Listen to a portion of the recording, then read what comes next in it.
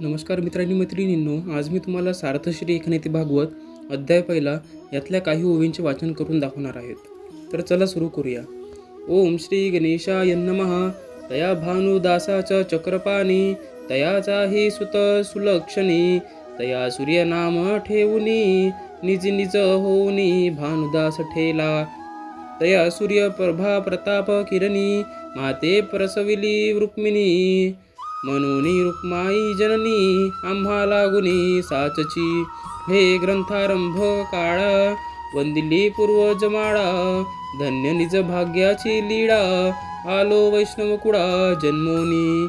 ते वैष्णव कुडी कुळनायक, नारद प्रल्हाद सनकादिक, उद्धव अक्रूर श्रीशुक, वसिष्ठादिक निज भक्त.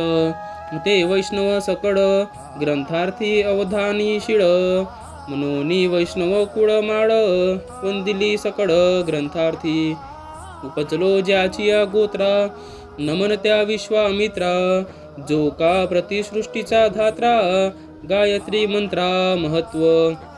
जो उपनिषद विवेकी, तो वंदिला याज्ञवल्की, जो कवी कर्तव्या ते पोखी, कृपापियुखी वर्षोनी. नमन भूत मात्रान आशेखान, तेने विश्वंभरू जाहला सखा, मनोनी ग्रंथारंभू देखा, आला नेटका संमता.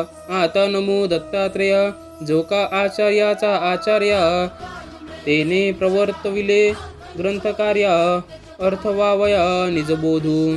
तो शब्दाते दावितू, अर्थू अर्थे प्रकाशितू, मग वक्तेपणाची मातू, स्वयं वदवितू यथार्थ.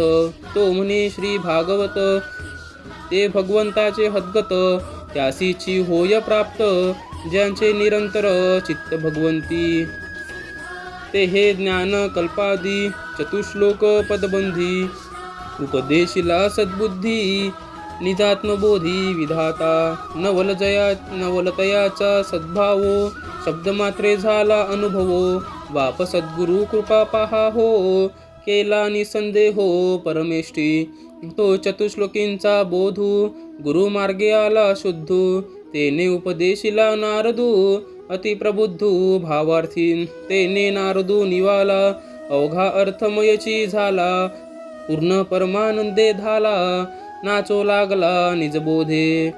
तो ब्रह्मविना वाहतू, ब्रह्मपदे गीती गातू, तेने ब्रह्मानंदे नाचतू, विचरे डुलतू भूतळी. तो आला सरस्वती तीरा, तवम देखिले व्यास ऋषींश्वरा, जो संशयाची आपुरा, अति दुर्धरा माझी पडिला. आता या ओवींचा अर्थ. त्या भानुदासाचे पुत्र चक्रपाणी, त्यांनाही सुलक्षणी पुत्र झाला. त्यांचे नाव सूर्य ठेवून भानुदास निजधामाला गेले. त्या सूर्याच्या तेजाच्या किरणाने रुक्मिणीने मला जन्म दिला, म्हणून रुक्मिणी आमची आई आहे. या ग्रंथाच्या आरंभी मी सर्व पूर्वजांच्या परंपरेला मनोभावे वंदन केले. माझी भाग्यलीला खरोखर धन्य आहे, म्हणून मी वैष्णव कुळात जन्माला आलो. या वैष्णव कुळात नारद, प्रल्हाद, सनकादिक, उद्धव, अक्रूर, श्रीशुक्र, वसिष्ठ इत्यादी भगवंतांचे महान भक्त होऊन गेले.